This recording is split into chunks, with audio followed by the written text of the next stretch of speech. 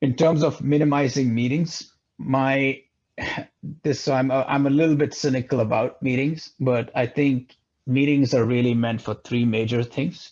One is to make decisions, the second is to ideate and brainstorm, and then the third is to socialize, right? And outside of these three contexts, there are reasons why you'd want to meet, but it could be due to one-on-ones, for example, and things like that. But there are many reasons why people meet today where perhaps you could replace a meeting with something that's a bit more asynchronous, right? So let's take the example of stand-ups, right? If you're doing a stand-up, everyone has, even if you're doing it virtually, everyone has to be available at the time of the stand-up, which is tough to do if you are coordinating across multiple time zones. And we'll talk about time zones in a little bit here, but in some cases, it makes sense to avoid them altogether. And in certain projects that we've executed through Archimydes, as well as some other things that I've been involved in, we've tried to avoid stand-ups altogether where everyone's meant to be in a meeting at the same time. And what we've replaced that with is a virtual stand-up where the cards, for example, that are being worked on are posted onto a Slack channel at a certain time of the day that's agreed upon. And anyone that has questions or blockers around the cards that they're working on, then are addressing those in that virtual stand-up. So this allows you to have a stand-up, but that doesn't necessarily need everyone to be responding at the same time. I know it takes away some of the value of a stand-up in that you can get real-time feedback, and I think in certain contexts that's unavoidable, but a lot of times it is possible to get the responses that you're looking for in a virtual manner without necessarily having a stand-up where everyone's there at the same time. The other piece of it has to do with one-on-ones, right? So one-on-ones a lot of times end up being just general discussions around a topic.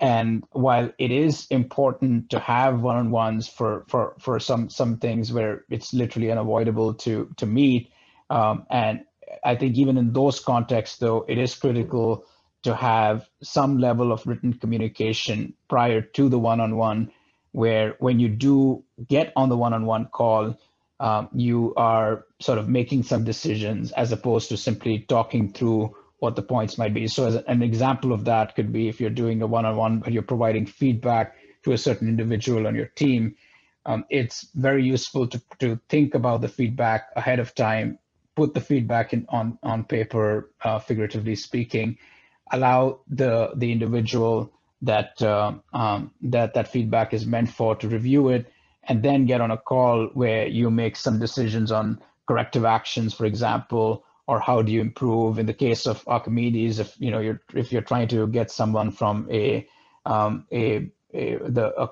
coder band to an expert band, and you want to provide feedback on how to do that, spend the time writing about that, and then when you get on the call with the individual, you're basically agreeing on an action plan, right? You're making some decisions as opposed to sort of just having a discussion with a blank piece of paper, which tends to be much longer than at that point. And then feedback. So, for example, one of the things that we found very useful is this ability to record feedback through something like Loom, right? So, if you want, for example, feedback on a landing page, it makes a ton of sense to use a Loom recording, capture the feedback in that Loom recording, and then post it, as opposed to trying to provide that feedback in a meeting. Again, coordination time required to get the meeting in place in the first place, and a lot of that feedback you can provide asynchronously through the Loom recording.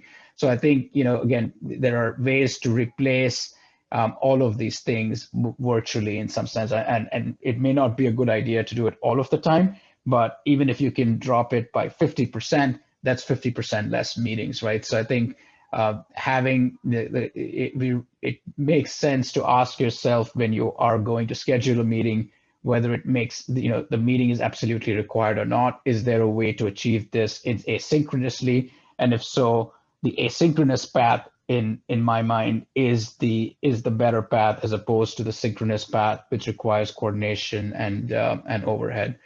And then finally, when you do have to meet, just make sure of these three things. First off, set an agenda, right? So don't get into a meeting without any agenda, and then try to wing it, because that ends up being not a very effective meeting in most scenarios.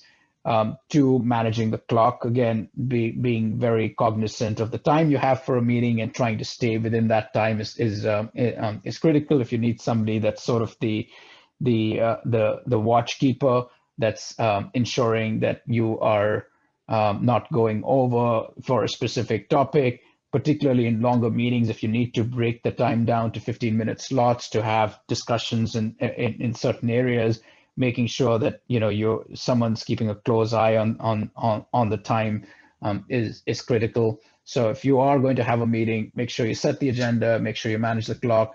And this third point is really important, particularly as companies start to go into hybrid mode, right?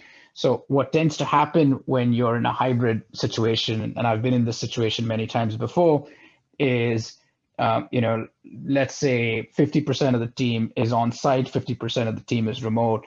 The 50% of a team that's on site, because honestly, physical communication is super high fidelity. Let's say they get into a conference room and they decide not to be on Zoom. What tends to happen is that 50% of the team pretty much dominates the conversation, but also then locks out that there are, a whole bunch of people on the call. So there's a lot of interaction that goes on. There's a lot of communication that goes on that may not be captured unless everyone is physically in the same room.